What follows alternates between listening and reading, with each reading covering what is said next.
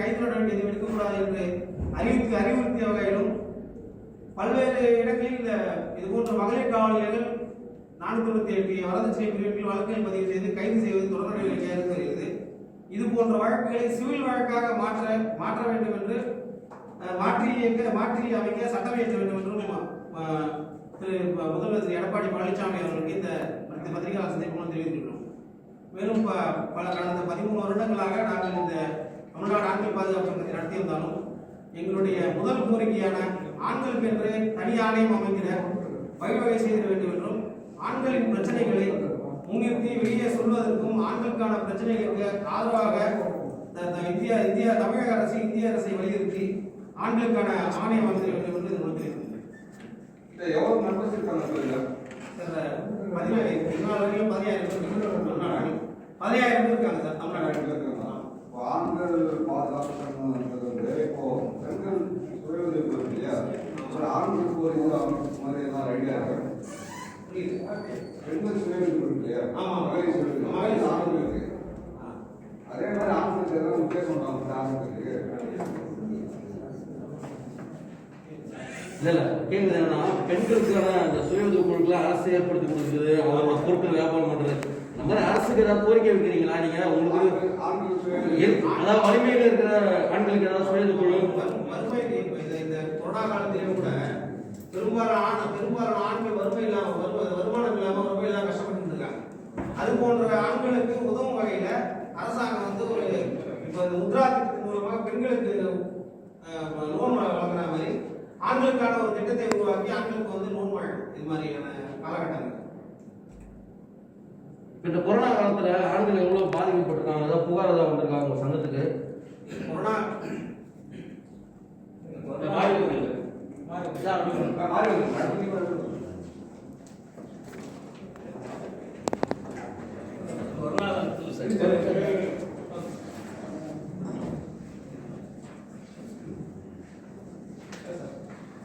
காலத்தில் ஆண்களுக்கு ஏற்படும் பிரச்சனைகளை தெரிவிக்க ஒரு ஹெல்ப்லைன் வேண்டும் என்று நாங்கள் முதல்வருக்கு தெரிவித்திருந்தோம். ஆனால் அது நிறைவேற்றப்படவில்லை. இந்த கொரோனா காலத்தில் திருச்சியை சேர்ந்த பிரபு என்ற இளைஞர் தனது மனைவியும் அவர் உறவினர்களும் சேர்ந்து அடித்து பெண்கள் வன்முறை சட்டத்தில் ஜெயிலுக்கு தள்ளிவிடுவோம் என்று சொன்னால் அவர் தற்கொலை செய்து கொண்டார். இதேபோல் பல தற்கொலை நடந்திருக்கிறது. அந்த தற்கொலைகள் எல்லாம் கடந்தொல்லை, உடல்நிலை சரியில்லை போன்ற சிறு காரணங்களை சொல்லி அந்த வழக்குகள் நிறுத்தப்படுகிறது. அந்த எண்ணிக்கை தான் தமிழகத்தில் ஆண்டுக்கு 10,000 திருமணமான ஆண்கள் தற்கொலை செய்து கொள்கிறார்கள்.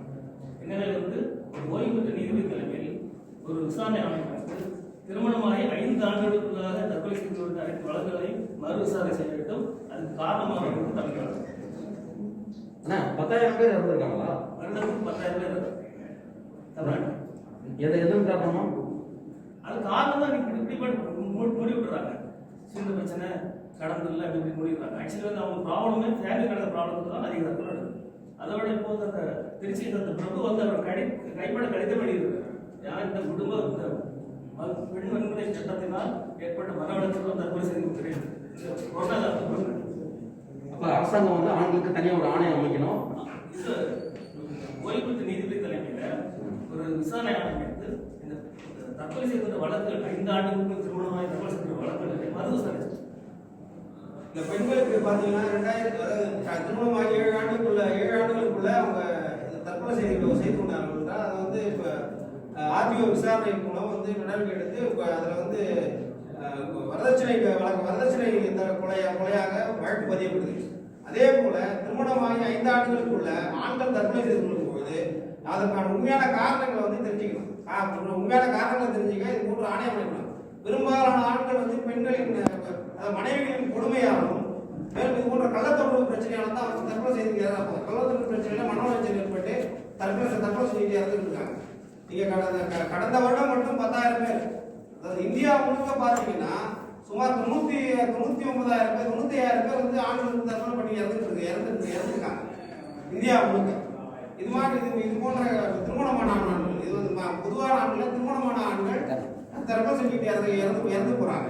நீங்க பெரும்பாலான இது போல தற்கொலைகளை பார்த்தீங்கன்னா பெரும்பாலும் திருமணமானவர்கள் மனைவியோட தொந்தரவு தாங்க முடியாமல், மனைவியோட கொடுமை தாங்க முடியாமல், இது போன்ற மனைவி அந்த ஆணுக்கு தெரியாமல் கள்ளத்தொடர்பில் ஈடுபடுவது தெரிய வந்து மன உளைச்சல் ஏற்படுது தான் தற்கொலை செய்திக்கு இறந்து போறாங்க. அது மாதிரியான பிரச்சனைகள்ல இது சரியான விசாரணை செய்யாம சாதாரணமா 174 பிரிவுக்கு வழக்கு பதிவு செய்து வழக்கை வந்து மூடிடுறாங்க. அதுல சரியான காரணத்தை, அந்த தற்கொலைக்கான காரணத்தை வந்து பதிவைக்கிறதே கிடையாது. பெண்களுக்கு, திருமணமான பெண்களுக்கு வந்து ஏதாவது ஒரு பெண் வந்து தற்கொலை செய்து இறந்து போயிட்டாங்கன்னா அவங்களோட வழக்குல அந்த அது மாதிரியான வழக்குகள்ல அந்த வழக்கை புலன் விசாரணை செஞ்சு அந்த வழக்குல யாரோட தூண்டுதல் காரணமாக அந்த பெண் இறந்தாங்களோ அவங்க மீது வழக்கு போடப்படுது.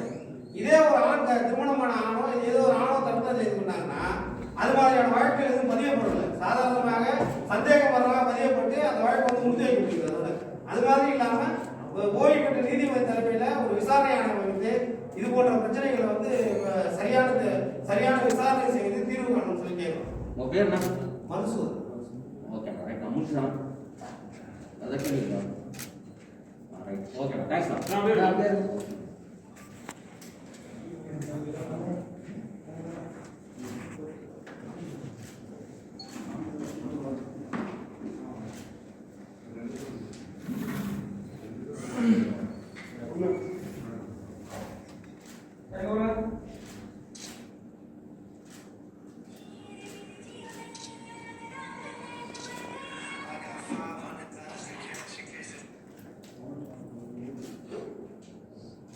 கோரிக்கையை வந்து அரசாங்கத்தில் அடுத்த கட்ட நடவடிக்கை வேண்டுமா? இதுக்கு முன்பாக நிறைய போராட்டங்கள் பண்ணியிருக்கிறோம். அபாகம் கொடுக்குறோம். இதுக்கு மாதிரி இப்போ வந்து முன்னே முதலமைச்சர் அனுப்புகிறோம். நேரடியாக ஊரில் அனுப்புகிறோம். வரதெல்லாம் வந்து பொருளாதாரம் பிரச்சனை ஒவ்வொரு கோரிக்கையும் தனிப்பட்ட முறையில் நாங்கள் வந்து அரசு கவனத்தை செலுத்துவதால் போராட்டங்கள் நீதிமன்றத்தையும் நாடாக முடிவு பண்ணியிருக்கோம். அதே போல வந்து பல்வேறு அரசு போராட்டங்களையும் ஈடுபடலாம். சிஎம் எனக்கு நேரடியாக பார்த்து பண்ணணுங்கிற ஒரு ஐடியா இருக்காங்க. இன்னைக்கு ஊரில் இல்லை இனிமேல் ஃபியூச்சர் நான் என்ன ஒரு ஐடியா அது பதில் நம்ம சொல்றது வந்து என்னன்னா ஆண்கள் வந்து பாதிக்கப்படுறது வந்து உண்மையான காரணம் வெளியே தெரியுது, முக்கியத்துவம் கிடையாது. அது உண்மையான காரணம் தெரிஞ்சு இன்னும் வந்து கொஞ்ச நாள் வந்து மக்கள்கிட்ட அவேர்னஸ் வந்தாச்சு. இது மாதிரி தற்கொலைகள் காரணங்கள்லாம் அவேர்னஸ் இருந்துச்சுன்னா நம்மளுடைய கோரிக்கை கண்டிப்பாக பரிசீலிப்போம். அவேர்னஸ் சங்கத்து சார் உங்கள் பாதுகாப்பு சங்கத்து சார் வந்து நான் அவேர்னஸ் பண்ண போயிருக்கேன். நான் கண்டிப்பாக ஏற்கனவே நீங்க பொதுவாக பார்த்தீங்கன்னா இதுக்கு முன்னாடிலாம் இது மாதிரியான ஒரு அவேர்னஸ் பப்ளிக் மத்தியில் வந்து ஆண்களுக்கான பிரச்சனைக்கு போராடுறத ஆண்களுக்கு ஆதரவாக ஒருத்தர் பேசினாலே அதை வந்து ஒரு நகைப்புக்குரிய விஷயமா தான் பார்த்துட்டு இருந்தாங்க. நீங்க இன்றைய காலகட்டத்தில் பார்த்தீங்கன்னா இது 13 வருடங்களாக தொடர்ந்து தமிழ்நாடு ஆண்கள் பாதுகாப்பு சங்கத்தோட வலியுறுத்தலின் பேரையும் தொடர்ந்து நாங்கள் வந்து சேர்ந்த பல்வேறு போராட்டங்களின் விளைவாக தான் இன்னைக்கு வந்து இது மாதிரியான ஒரு விஷயம் தேவை. ஆண்களுக்கு ஆதரவாக பல்வேறு ஆண்கள் வந்து வெளியே தெரியாமல் பாதிக்கப்படுறாங்க. அவங்களோட தற்கொலைக்கான காரணத்தை வெளியே தெரியாமல் போறதுக்கான வெளியே தெரியாமல் போகுதுன்ற விஷயம் வந்து இப்போதான் மக்கள் மத்தியில் வந்து பெருசாக தெரிய வருது. அதனால இப்போ இது 13 நீங்க இப்போ ஒரு 10 வருஷத்துக்கு முன்னாடி பார்த்தீங்கன்னா இது மாதிரியான விழிப்புணர்வுமே பெருசாக வந்து இப்போ மக்கள் மத்தியில் இருந்திருக்காரு. நீங்க இன்றைய காலகட்டத்தில் இதற்கான விழிப்புணர்வு வரதுக்கு முக்கிய காரணமா இருக்கிறது தமிழ்நாடு ஆண்கள் பாதுகாப்பு சங்கம். மாநாடு நடத்தப்படுகிற ஆண்கள் பாதுகாப்பு மாநாடு நடத்துற அளவில் இல்லை. அடுத்த கட்டமாக போராட்டங்கள் தான் முன்னெடுக்கலாம். கொரோனா காலத்தினால தற்போது தள்ளி வச்சிருக்கோம். நீங்க இன்னைக்கே வந்து இந்த ஆண்கள் இருந்த முன்னிட்டு நாங்கள் வந்து போராட்டங்கள் தான் அறிவிக்கலாம் முடிவில் தான் இருக்கோம். இந்த கொரோனா காரணத்தால தான் வந்து இது போராட்டமாக அறிவிக்காம இந்த பிரஸ் மீட் மூலமா தமிழக முதல்வர் கோரிக்கை